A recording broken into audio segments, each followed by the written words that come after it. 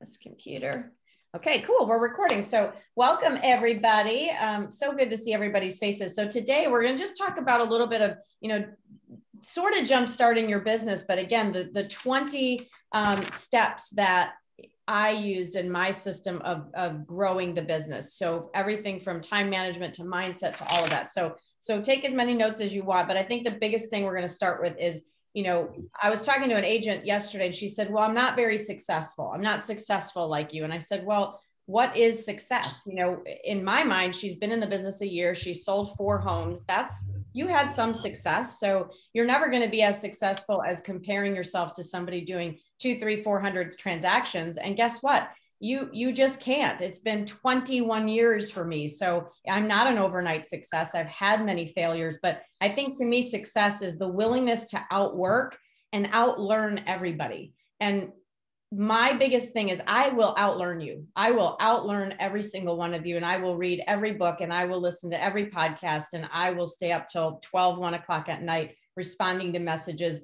And I will learn everything I need to learn. Why? Because I don't know everything and I still don't know everything. And that's just how I operate. And so if you guys continue to learn every single day, you're going to win. And so you have to outwork everyone. You have to outlearn everybody. And there's no hacks. There's no shortcuts.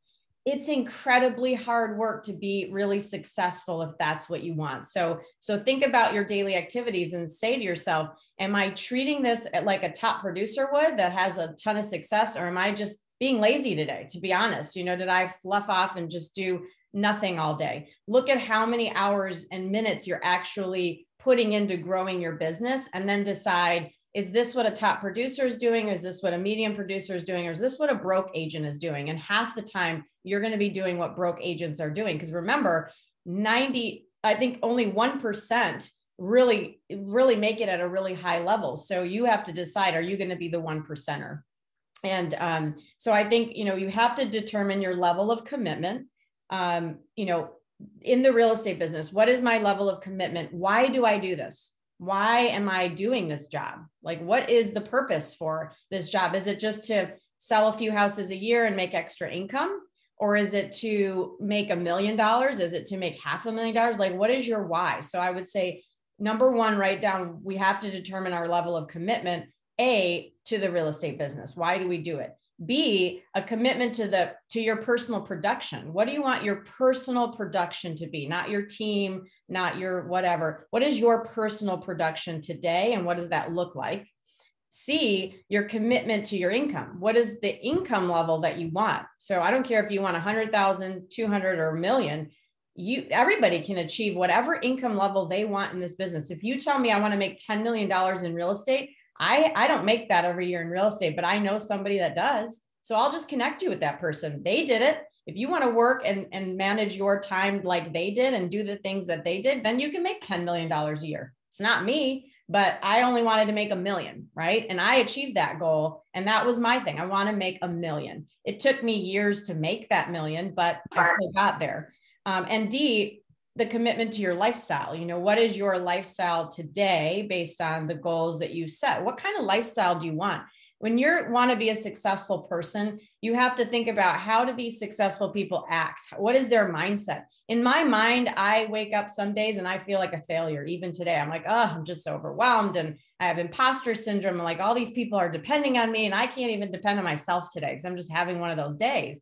But then you have to recheck yourself and go, wait a minute, is this a successful person's mindset?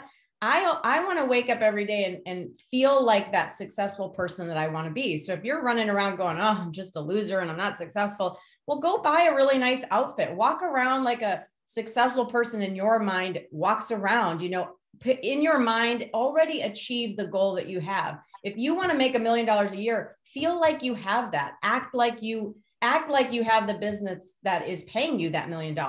So if you're wanting $1 million a year, but you're waking up at 9, 10 o'clock in the morning, I'm sorry, but $1 million producers are not waking up at 10 o'clock in the morning. They're just not. They're up at 5 or 6. They're working out. Typically they're reading something.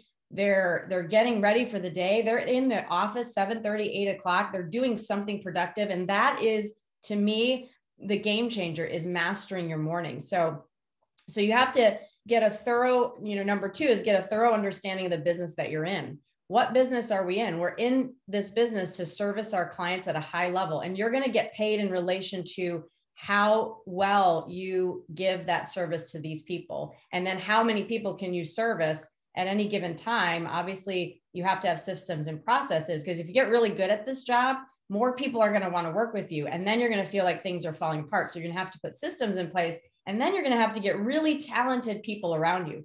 I have not grown my business without others. There is no way I could have sold 130 homes a year if I didn't have Kevin and I didn't have Kelly Boyette like as my partners, and then finally Laura Payne. There's no way I could do it by myself. So, and you don't have to. I mean, the cool thing is we have each other to lean on in this format. But as you start growing, you have really talented people. I couldn't grow my business without Pam Saxman, right? She was the other half of my brain and still is.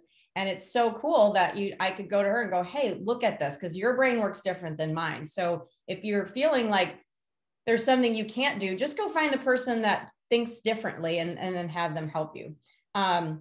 Number three, you have to understand that you're a salesperson, right? 90% of everything you own, just take a look around. It's been sold to us. Everything in life is a sales job, everything, right? You're selling yourself to the person that's giving you your first job, right? You're selling something to a customer, at your first job. I mean, I used to work at Kmart. We sold things to people. We're always around sales. So if you think of yourself as, I'm not a salesperson, I just love people and houses, well, that's fine, but you're probably not going to make a lot of money if you don't really consider yourself a salesperson. And so I think, in my mind, I want to get better at the language of sales, because we are in a sales industry. I mean, that's just what we're in. Number four, you have to set realistic and inspiring goals. So if you're a brand new agent, you're like, I want to sell 100 homes this year, you're going to fail. Like I haven't found somebody who sold 100 homes their first year. Maybe there's one, but it's setting yourself up for failure. So just set yourself up for wins every single day. And remember that everything you do is a win. If you get up in time for your workout, that's a win. If you do your workout, that's a win. If you show up to the office on the time that you said you were going to do, that's a win. If you do your role play, that's a win. If you pick up the phone and actually make the call, that's a win. If you don't get the appointment, or you don't get the deal, or you everybody focuses on the one failure of the day, but what about all the wins? I mean, I used to think to myself, I did what I needed to do today. Even though I didn't get an appointment, I didn't sell a home, I didn't close that deal. Look at all the great things I did today. And for me, it's the consistency of the day and the fact that I got up and I did what I was supposed to do. And I had a really powerful day, and that's it. And I can only do my best. So be really realistic about that. And then number five, learning the required skills. How much time do you spend in the day learning the skills that it takes to be a top producer? So if you say, I want to make $1 million a year, or 100,000, are you learning the skills to make the 100,000 or the $1 million? Like what are you doing with yourself all day long? Are you reading something that is powerful? Are you listening to podcasts with other top producers? So you can just pick up one nugget. People have so many cool nuggets. Every single day, I'm picking up something that I can implement in my business. So how many hours do you practice your skills every single day? Number six is, you have to decide if you're going to be mediocre, if you're going to be good, or if you're going to be great. And if you say to yourself, I'm going to be great, well, then act great. How do great people act in this business? Mimic, mirror, and match them, because again, the most successful people in this business are probably doing things a little bit differently than you are right now. So you're going to have to discover what is it that they're doing and then copy them. The number seven, are you going to wait for business? Are you going to buy the business, or are you going to go find the business? So there's so many different ways to be successful in this business. And I'm telling you, a lot of people today, I'm so wowed by the fact that they can come in 3-4 years, build this amazing social media, business, and they've never picked up the phone. And that just wasn't available to me 21 years ago. And it wasn't available really 10, 12 years ago. It wasn't a thing. So for me, I had to go find the business because I couldn't afford to buy the business. So somebody like Marty Hampton, we love Marty, right? We look at Marty spends millions of dollars in advertising because she's already successful. She wasn't doing that day one. Marty buys a lot of the business because she's on the radio, she's on billboards. Mark Z, same thing. He's on every single billboard in Michigan because he can afford to do that now. But Mark Z started his business by picking up the phone and building that groundwork for success, right? And then when he made enough money, he started to invest in buying the business. So any one of you on this call today could become like the Marty Hampton of Raleigh within a year, but you're going to have to spend $1 million doing it. Brianna's going to have to put her face everywhere, on every magazine, on every commercial. Call Brianna, make the right, whatever your tagline is. She could do that. Do you have $1 million to do that? No. So she's got to figure it out. So she's got to go find the business. So every day, if you're not finding the business is not finding you, because guess what? There's 9,000 of us here in our area that all want the business, and there's not enough business right now in listings and buyers and whatever. So the people that are actually digging down deep, they're going to find the business. They're going to farm for that business. So doing their 5 for 5, I guarantee all of you, if you picked up the phone or you made it an effort to do your 5 for 5, which is 5 people a day, 5 days a week, that's 52 weeks out of the year. If you talk to that many people, it doesn't sound hard, but it is, you're going to get a lot of business. So I don't care if it's the gas station attendant, just talk to them, talk to them about the market. That's one.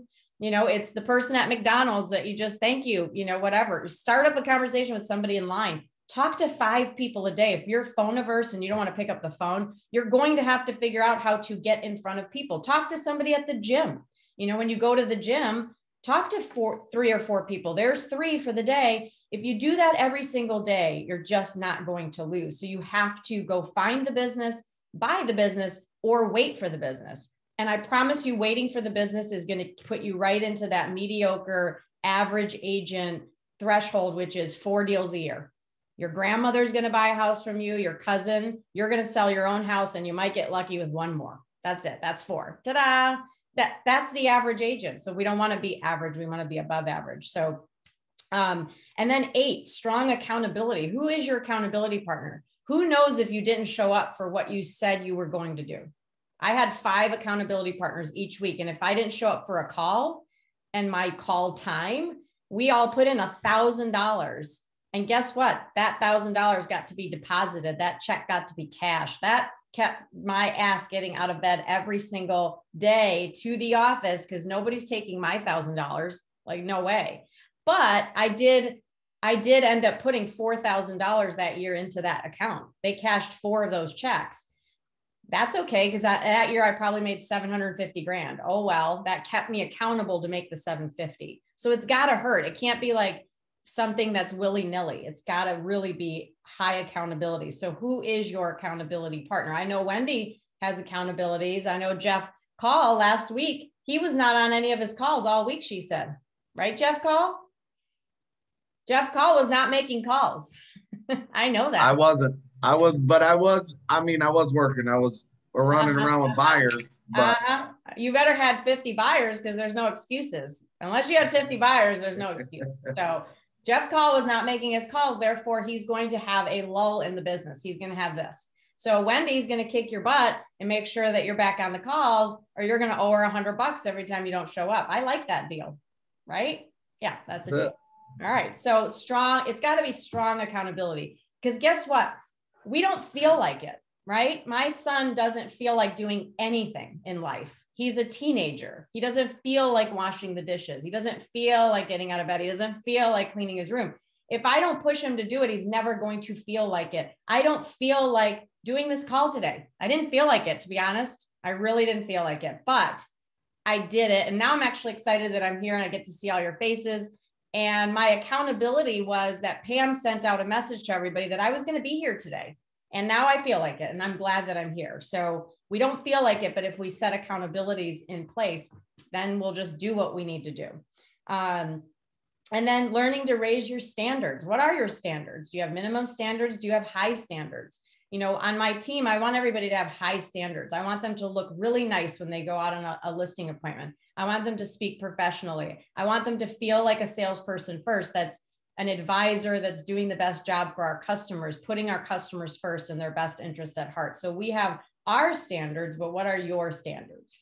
And then defeating complacency. This is like this is the worst, right? When you start having a little bit of success, you're like, "Ooh, I got 5 deals pending. Good for you. Like, go get more. You're broke today. Like, you have 5 deals pending, but that means you have 0 today. So you have to start your day at 0 to really kind of keep you moving forward. And I think a lot of times we don't set our goals high enough, and we make that 100,000. And then we're like, oh, I should just be so thankful for this 100,000. You know, I'm going to just stay here and plateau.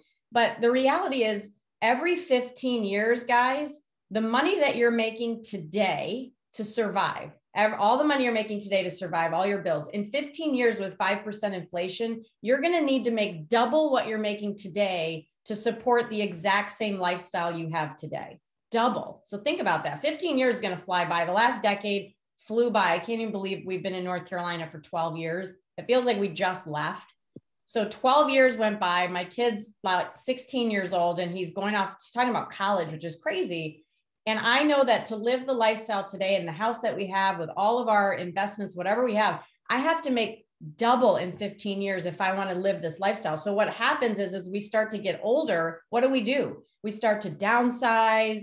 We start to get rid of debts so we can live off the pennies that we have in the bank. So you got to really be wildly crazy about the money that you guys can make today. And we're so blessed. I was talking to an agent in Australia, and he said that in his market, now he's in Sydney, Australia, his average price point is $600,000. In Sydney, Australia, they don't have buyer's agents. So that's a weird concept for them. So there is no buyer agents that help the buyers. The buyers go directly to the agent. Guess what the agents list homes for on average in Australia? What's the percentage there? Can anyone guess? I know Pam knows because we talked about it, I think. 1%.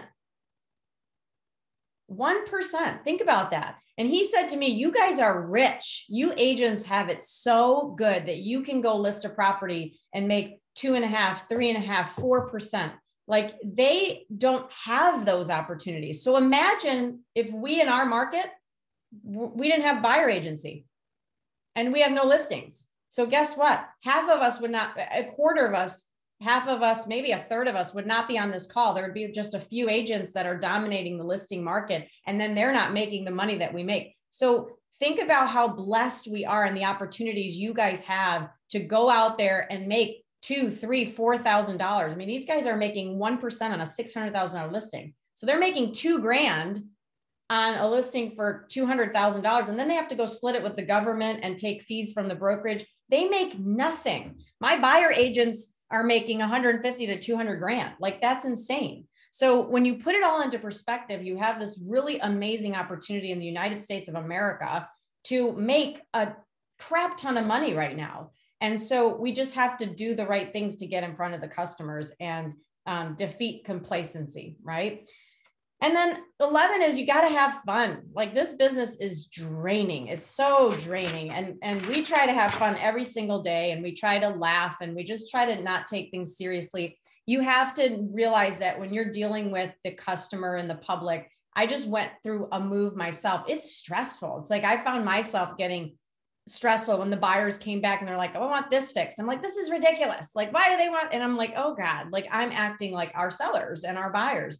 And they're really stressed. So they pay us money to keep them moving forward, to keep their mindset straight. And they might take it out on us sometimes, and that's okay. And you just call them back and you just say, you know, Brianna, I know that you were really frustrated yesterday, and I'm okay to have you take it out on me. I'm your advisor. I get this is stressful, but I'm here to help you. And just keep building those relationships with these people. Half of them don't act this way in their normal life. They're just really stressed right now. So just be that guiding force. Because if you're the one getting all stressed out over it, I mean, how can they have any balance if you're just as stressed? So you have to really have fun, take time, mindset breaks, go meet your friends and talk about the business, and just relax and try to go have fun. So, all right. So that's just my little, mindset dump on kind of thinking about the business. Now, here's the 20 steps to the system, right? The 20 things that you, as a business owner, I would say that you need to think about as you're building your business. So some of these are going to be for people like Allie Pepperling, who's like a, you know, a top producer, she's going to be team leader. Anybody who's a team leader, some of these things are going to be for you and others are not. So the first thing is time management.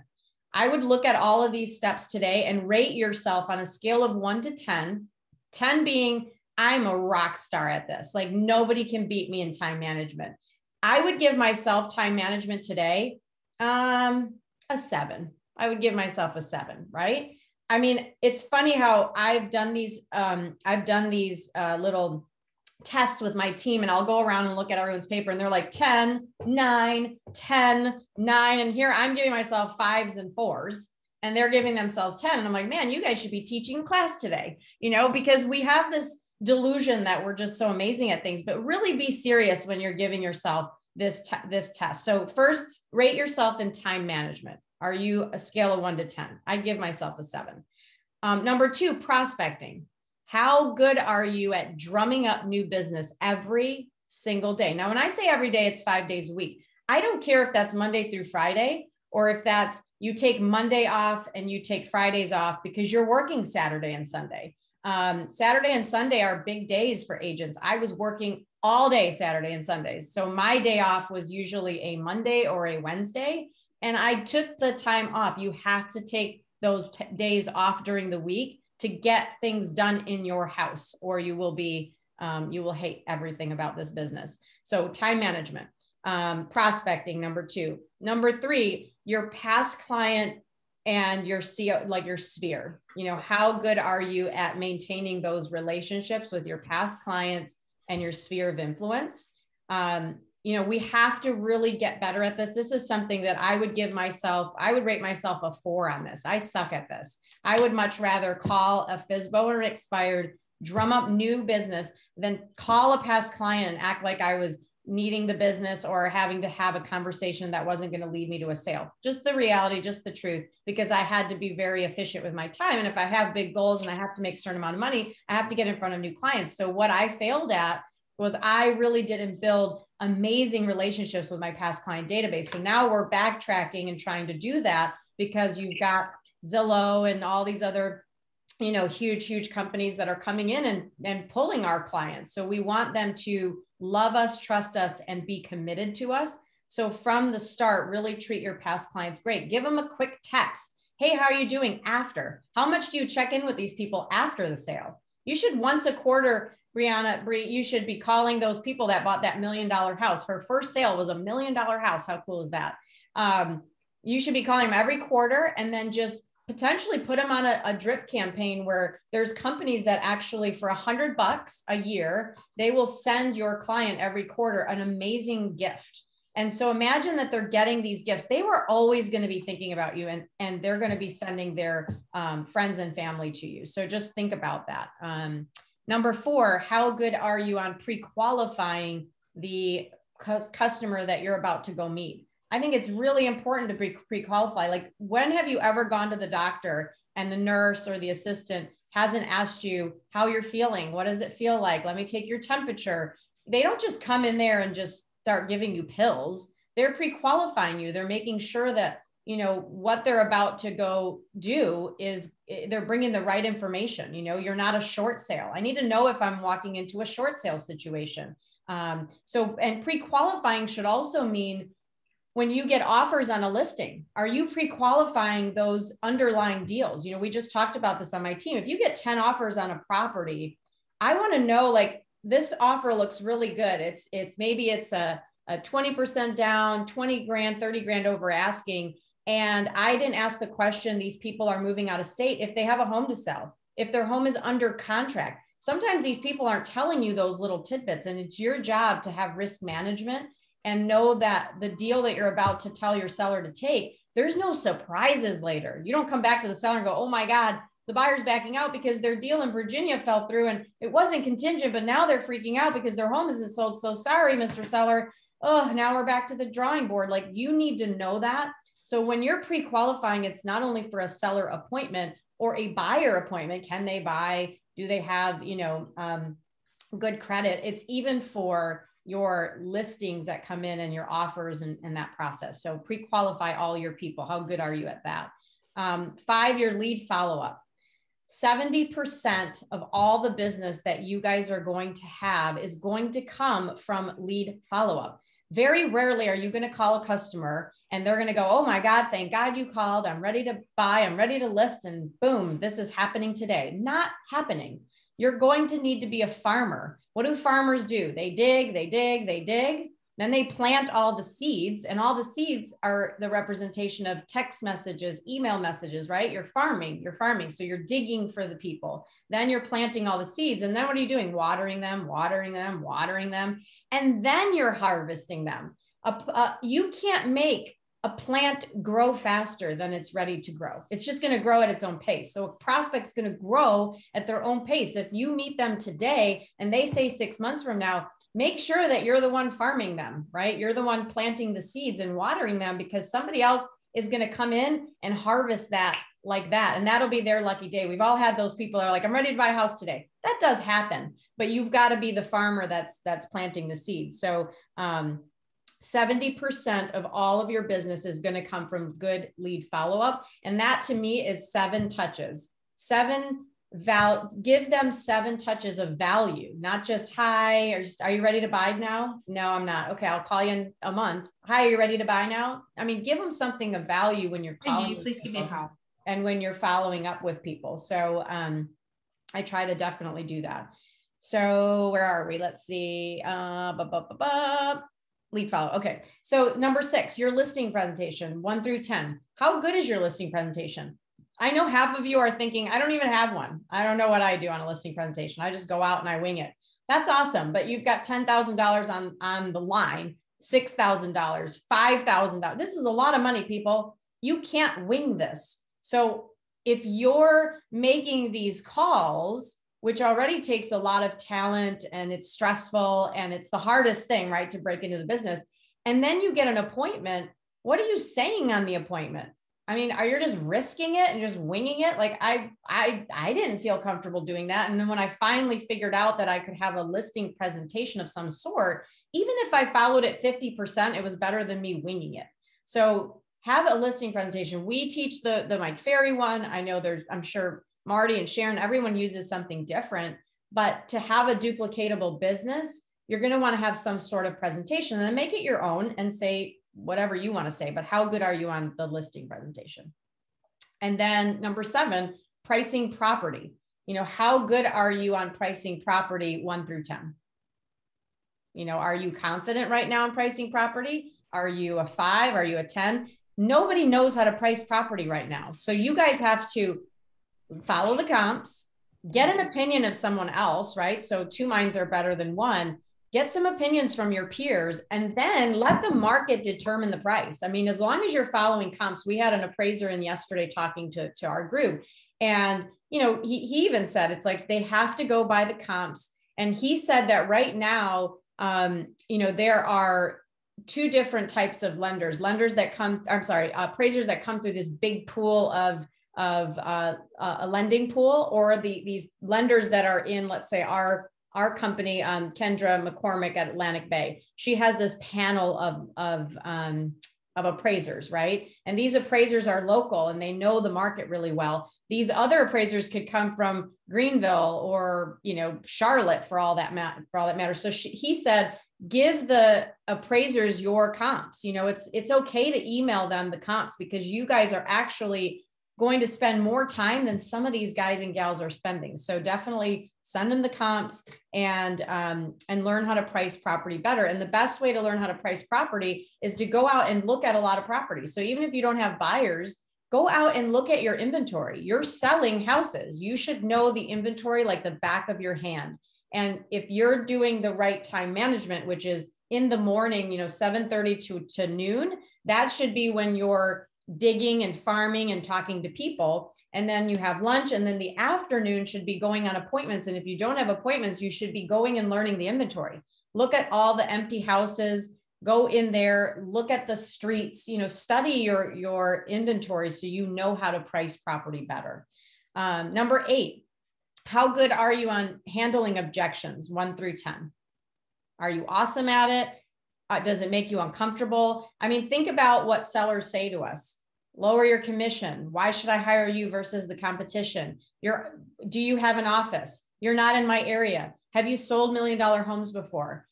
You have to, like, these are common. Like, so sellers don't go to seller school and buyer school and learn how to stump us. They say the same thing, and they've been saying the same thing for the 21 years I've been doing business. We have to learn the answers, right? I mean, so have 1 or 2 objection handlers for, how long have you been in the business?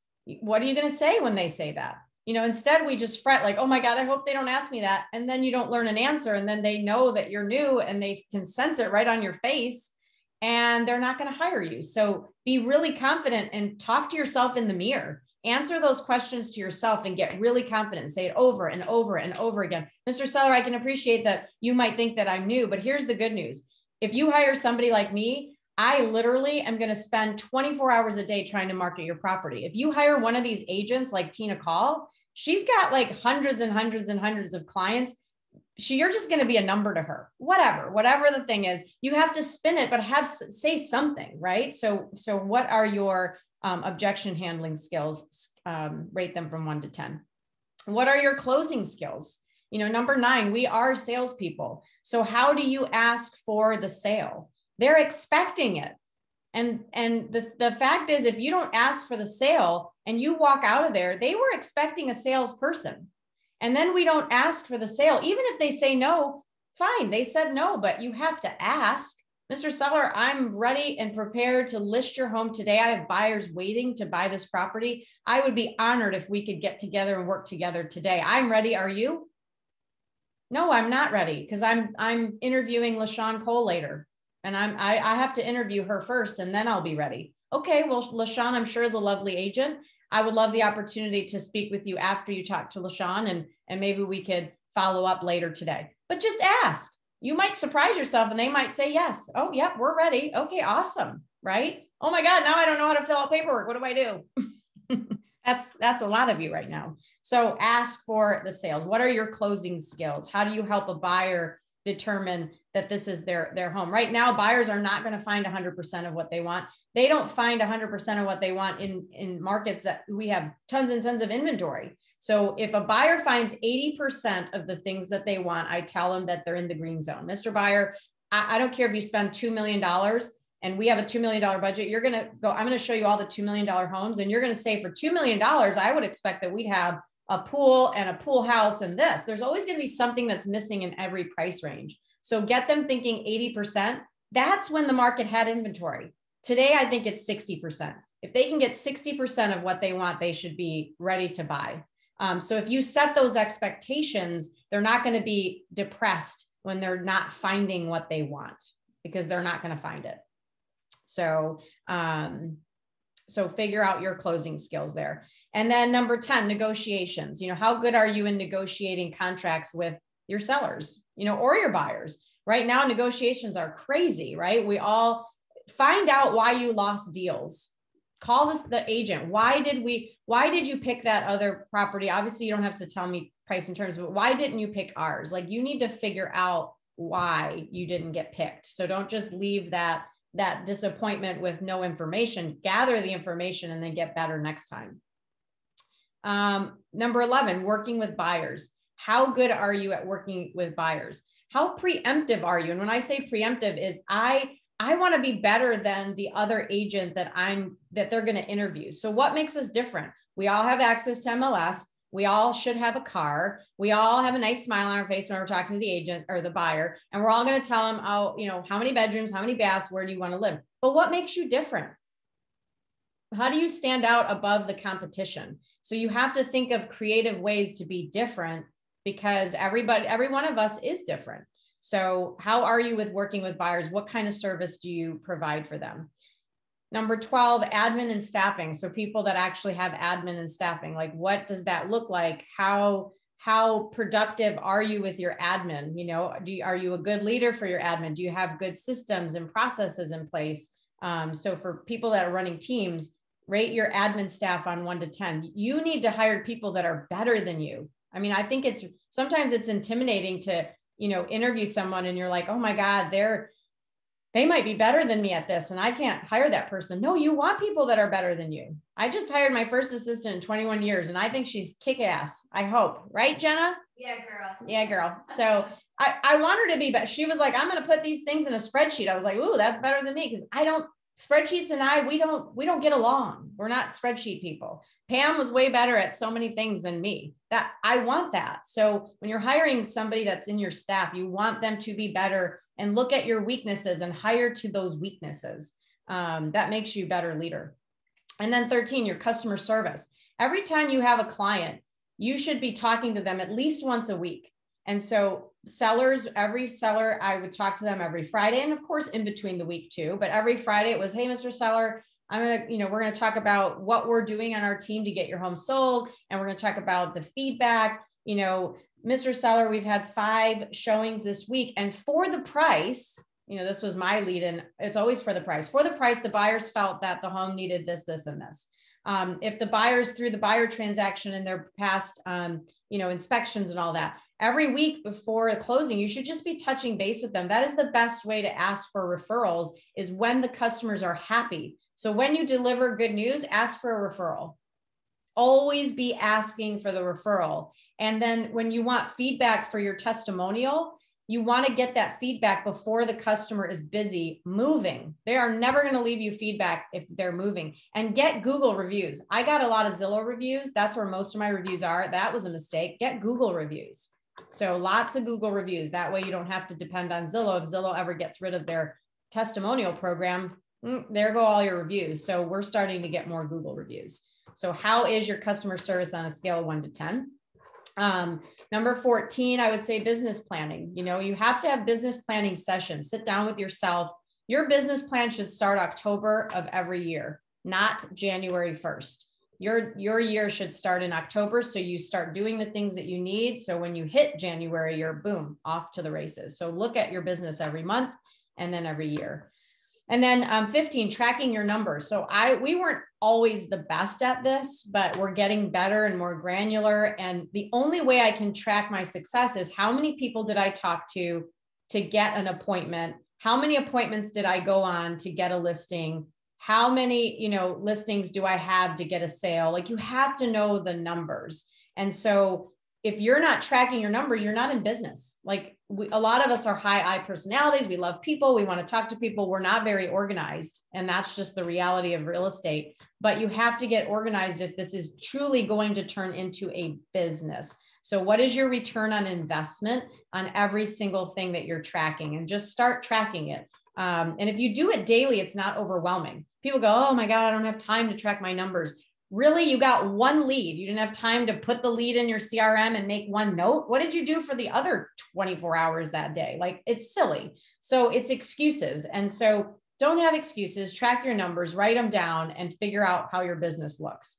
Number 16, practicing and developing skills. How good are you at that? Are you practicing and developing your skills every day? I know I am trying to do that still to this day, get better and better at my skills. So it would be like if you were a figure skater and you were practicing once a week, you're definitely not going to do a triple axel anytime soon, right? I mean, those girls and guys are on the ice 8 hours a day, probably spinning around trying to get great. So how are you practicing and developing your skills? 17, your mindset. So what is your mindset like? How are you protecting your mindset? Who are the people you're hanging around with? Or is it people that are always complaining and bitching about the day?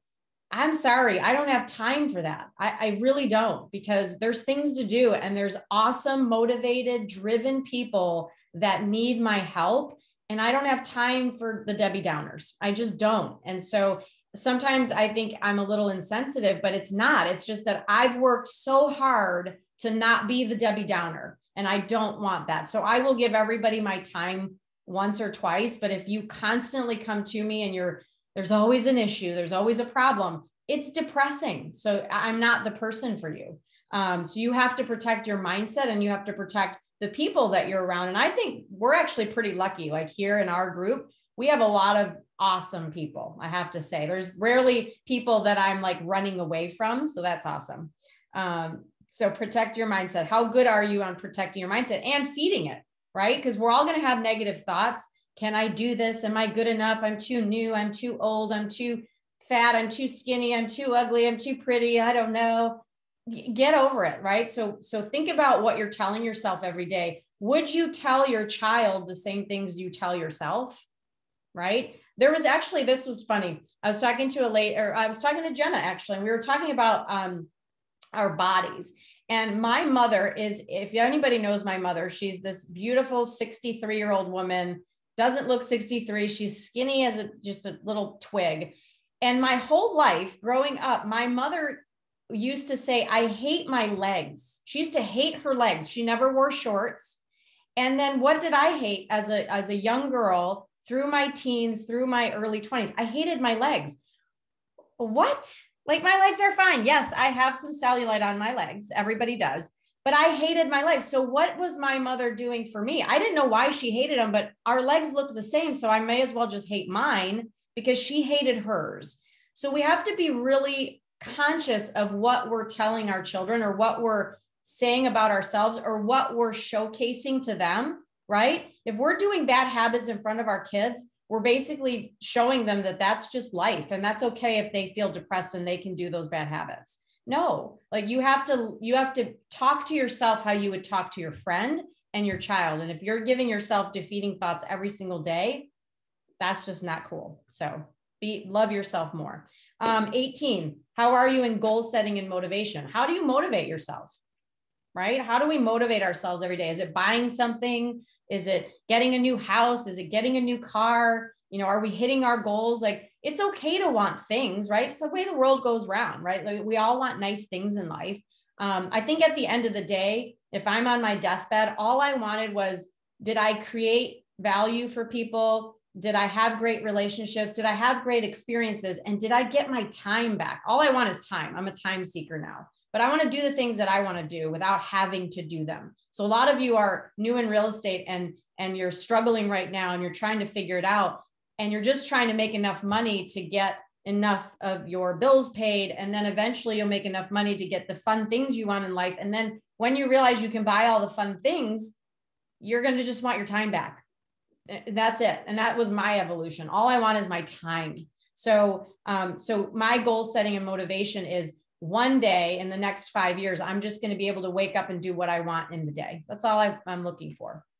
And the last two things are money management. How good of a money manager are you? You got to get better at money managing. There are so many things that people are buying today that they shouldn't be buying. And I was really good about living beneath my means. Even when we just bought our last house, I told my lender, I'm like, are you sure we can afford this? She was like, yeah, you got this. You're good. So it's believing that you can live the life you want, but also don't be stupid with your money. I mean, don't buy things you don't need. Don't spend money on shiny objects in real estate. There is nothing that's going to get you more business without you working for the business, you know? And so if you're going to start farming postcards, guess what? You're going to be in it for a long time before you see a return, and it's not duplicatable. And so, you know, go to somebody if you're about to spend money and get their opinion on what you're about to spend it on, in your personal life or in your business life, and go to people that you feel are doing better than you and ask them their opinion, and then keep asking until something resonates. So get better at being money managers. And then 20, your systems. What are your systems and processes? How good are you? Scale of 1 to 10. Do you have systems? You should have some sort of system for everything, so you can get better at just being a manager of your life. So systems at home for your family, systems at work for your business, systems to just goal set. You know, what are the systems behind your business? So that's all I have today. So I want to open it up for questions, comments, delusions. You're allowed to cry. It's okay. Just kidding. If we hit any pain points. Tina, what was number 3 on that last list? This last one we just did, 27. Yeah, number 3. Past clients. Thank you. Fear of influence. So, anybody else have any questions? Tina, just a comment. It's Lori Hill. Thank you so much. I love the way you flowed through. You were very organized and you gave great information. And I'm curious, since I was driving, when will the video be available so I can take the notes I couldn't take? So we have it recorded, so I'll post it on, I was going to post it on our YouTube page. So yeah, we'll put it in the group. Okay, perfect. Thank you. You're so welcome. Do you guys think it would be helpful if I typed up those 20 steps to building a business too, maybe, and just having it as a file doc in Freedom Builders? Yeah, absolutely. I think that would be fun. I got it right here. Thank you. Yeah, you're welcome. I'll send you a picture if you can read my writing. Yeah, I was trying to write them down too. Good. It's good stuff, Tina. Yeah. Hey, it is what it is, right? It's all the stuff that I've been trying to get better at through the years. So it's truth. For all of us, right? Mm-hmm. Let's see if we have any questions in the box. Lots of thank yous. You're very welcome. Anybody else want to contribute? Maybe you had an aha moment. What resonated the most? What is, somebody speak up and say what their number one skill they have to work on, or their number one thing they have to work on. I'll jump in. This is LaShawn. Hi, LaShawn. This is a sales job. So that I have to keep that to the forefront. You know, got to ask for the business. This is sales. This is sales. This is sales. Yes, it is. Because you can buy leads from everywhere, right? Mm-hmm. But the companies that are selling us leads are doing what to sell us leads? They're calling us to sell us leads. Right. Everybody's calling someone. So we do have to get over that fact very quickly. This is a sales job. I love For that. me, Tina, it's a listing presentation. Like, I need to work on my listing presentation. Like, I'm starting to get some appointments and go on them, but I just haven't been able to turn them. So for me, that's it, you know. Yeah, and that's common. I mean, it's common. You shouldn't get every single one when you're new, right? We're not that great yet. I don't get every single one. I got 7 out of 10. So 3 people used to say no. And before that, I was 50-50. Half of them said no. So it's like I had to work up to 7 out of 10. Sometimes you're just not going to be everybody's cup of tea, just as the reality. Or somebody else is going to come in and lower, their commission to 4% because that person didn't have enough value in themselves to have a 5-6% conversation. So there's always going to be somebody that needs the business more that's going to beat you. So, but it's okay. We have to expect that. But if we do enough calls, if we make enough of an effort to get in front of more people, then we're going to have more opportunities and we're going to get more business. So that's why we always have to be growing that opportunity zone where we're talking to more and more people. Tina, for me, I noticed number 3 and number 13, past clients and sphere, and also customer service and systems. I've been doing it a long time, but some of those things I don't have what I need in place yet. So that was really important points there that I saw. Yes, thank you for that. Yeah, we definitely. My weakest. And I think that's really important. Tina. Tina, that when like those systems, that's what I'm learning. Like if I don't have a lot of those systems in place, so that as your business starts to grow, things start to become chaotic and, things start slipping because you don't have those systems in place. So yeah, that hit a pain point. Yeah. And if you get them going now, where you've got systems when you're not as big and growing, then you'll just have, you'll be able to smooth into getting your assistant and going to the next level and the next level. So yeah, absolutely. Me. Hi. So, hi. 2 things that I want to mention. So what I have learned about the systems is that I don't think anybody can give you a formula for your systems, or at least for me.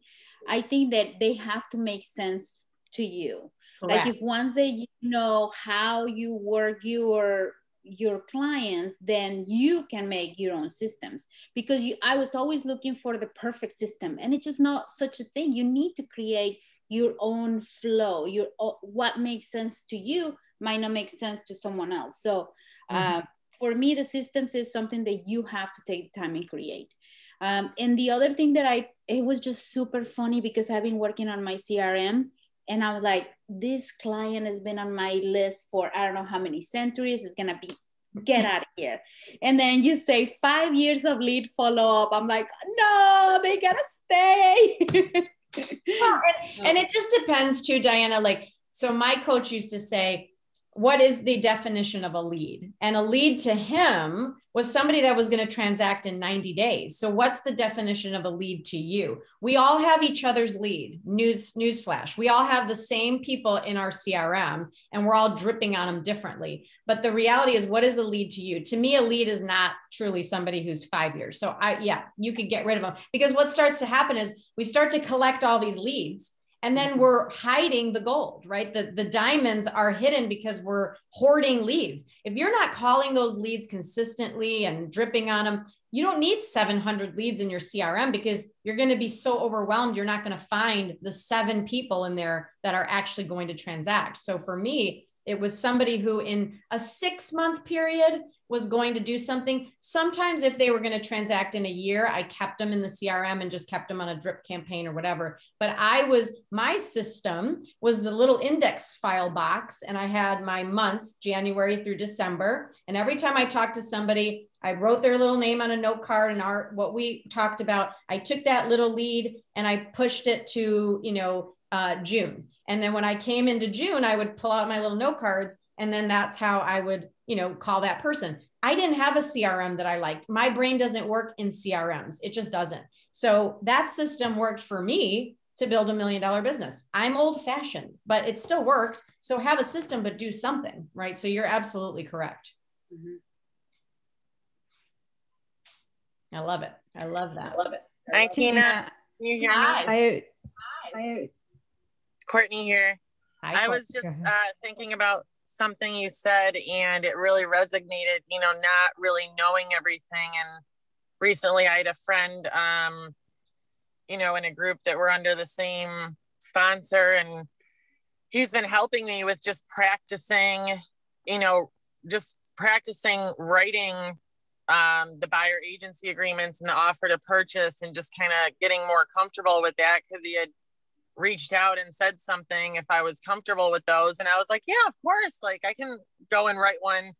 And when I got doing it, I realized I was comfortable with wanting to do it and willing to. But then when I really got down to it, I had a lot of questions that I had to reach out to him about, and just, accepting that I had to ask for that help and just kind of being patient. I've realized, like, right now, I think I'm just more building a pipeline, and I haven't had a closing yet. So it's been a little discouraging, but, I had a little breakthrough the other day that I'll share. I was at the gym and I was wearing my gear. I had like my EXP shirt and my, oh my gosh, why can't I think what this thing is called? We have to wear a mask. And 2 gentlemen stopped me and they asked if I worked for EXP, and I, told them I just became licensed a few months ago and joined in, right before the holidays. And they got talking to me about what they do, and they're a lender for Ameris Bank, and they got me connected with someone. And then when I actually got into a good conversation with him, or the one gentleman, he, told me what he did exactly. And I was able to connect a client who's been struggling with a lending process with him, and it kind of gave her a different perspective. And I think that was like a huge moment, because she's able to see that I'm still like behind the scenes trying to, help her. And that now this has given her a different avenue to take that may end up helping her, even though the other 2 lenders are great. It just might not have been the one for her. So it kind of opened up another door and another connection. And that was like a huge thing for me. So just thought I'd share that. No, I love it. And I think a lot of times mute this because I can hear myself. Are you muted? There you go. I think a lot of times we are, where was I going with this? Oh my God. I just like literally lost my train of thought. Isn't that fun when that happens? This is 42 people. Here's where I was going with it. When you're new and you're trying to get to those breakthroughs and you're having disappointments, and I know you kind of feel that way right now, what I find is most people give up right before the breakthrough, right before like the magic happens. So you got to give it a good solid year. And then you have to say to yourself, did I put forth the right effort to be disappointed? Did I do the things I was supposed to do that my coach, my mentor, the people in my organization told me to do? Did I actually give it a good effort? And did I do those things? And then after I did those things, I'm failing? Or did I just feel like a failure? But when I really reflect and I really look back, did I not do those things? So you have to only be bummed out if you're doing everything like you're supposed to and you're not getting the result. And then there's probably something we have to fix. Like there's a guy, a great guy on my team he's made 40 appointments and he's not landing the deals like he wants. Well, we have to fix something there because he's doing the activity. So I'm so proud of him for doing the activity, but we've just got to fix something else that might be amiss. And then the other thing I would say to you guys is don't always say that you're so new. You know, a lot of times we feel like we have to tell everyone we're brand new and I haven't done that many deals. You got to kind of fake it till you make it. I mean, be really confident and act like the top producer. Nobody needs to know that you're new. If you've bought one home and sold one home in your life, there you go. You've already done a transaction, even though it was your own home. If you've bought and sold 4 of your own homes, you've already sold 4 of your homes. Just have that mentality that you're not brand new. You're in the field. You've got this amazing culture behind you. If you don't know the answer, you'll get it. But be in the mindset that you are a great advisor and you're going to do the best thing for your client and you're going to get the information they need. You're all educated people. So forget about being new. Just focus on, I'm a real estate agent. Like when you get asked, hey, are you a real estate agent, for EXP? Yes, I am. How can I help you? Like that's it. You don't have to tell them you're new or how many months you've been in the business. They didn't ask that question, so just go with it and be confident and see if you can help them. So that's what I got. Anybody else as we wrap up? Tina, I'm sorry. I wanted to say thank you for your candid honesty about, not being perfect at everything. Like, when you look at people as successful as you, sometimes you think, well, they've got it all figured out. They know everything, what to do, and they're doing it all the right way. And I appreciated your honest candidness there. I think the point I was taking from you was have that growth mindset, find where your holes are. And maybe there's a hole there now and there wasn't before. And so let's look at that again and revamp a little bit. Yeah. And if you knew me personally, a lot of things are a hot mess. They're a hot mess express. Guess what?